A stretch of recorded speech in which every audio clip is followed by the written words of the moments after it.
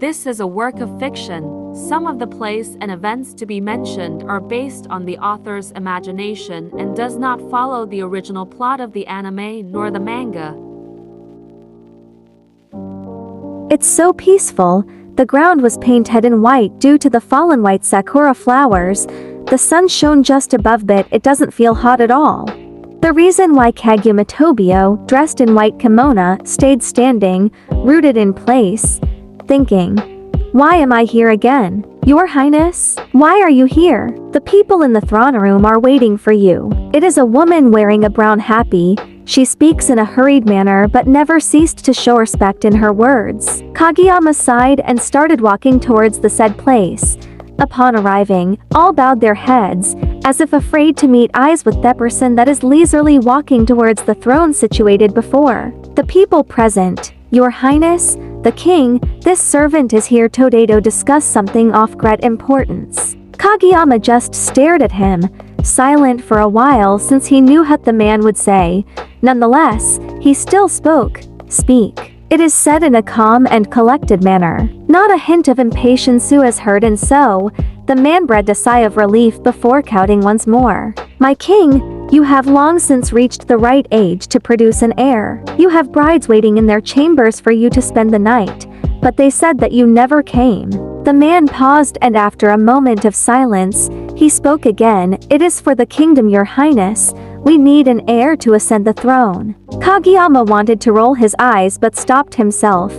"I will think further of this matter. You can all leave," he said while waving his hands as if shooing the people away. The people that are present, especially the man who spoke, was reluctant but has no right to disobey the king's words. Just when everybody left was Kageyama able to let out an exasperated sigh and leaned against the chair that he was sitting on.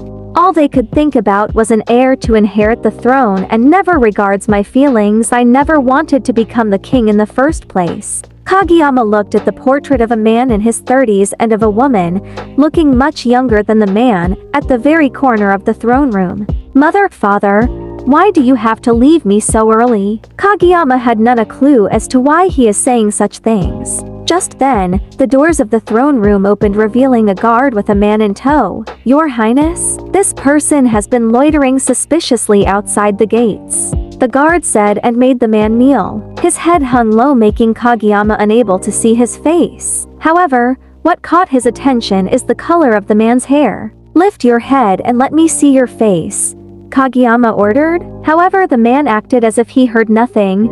"Are you deaf or are you dumb? Didn't you hear His Majesty's order?" The guard yelled and grabbed a handful of the man's hair before lifting his head up. The moment that their eyes met, they were both rooted in place, both mesmerized at what they saw. "Let him go and call for 5 male servants this instant, Your Highness. I couldn't possibly leave you alone with this stranger," the guard said, reluctant to go. "It's fine. He won't harm me," Kageyama said, not taking his eyes away from the man. The guard bowed his head and let go of the man before walking away to heed Kageyama's command. "What should I address you?" Kageyama asked while kneeling to level his face with the man's.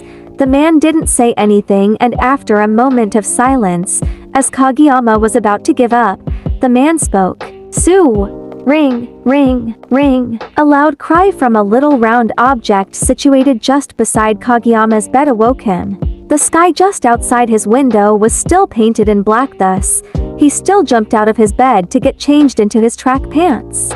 "Morning, Miwa." He greeted his sister, who's also awake and is now preparing for both their breakfast and lunch. "Out for a jog?" she asked while busy whipping something. Kageyama hummed as a response and finished tying his shoelace. "Don't stay out for long. It's your first day as a high school student after all," Miwa said happily. "I know," Kageyama said and walked outside their house. He had not gone far from their house when Kageyama remembered about that dream. "It's just a dream," he mumbled and started his morning jog.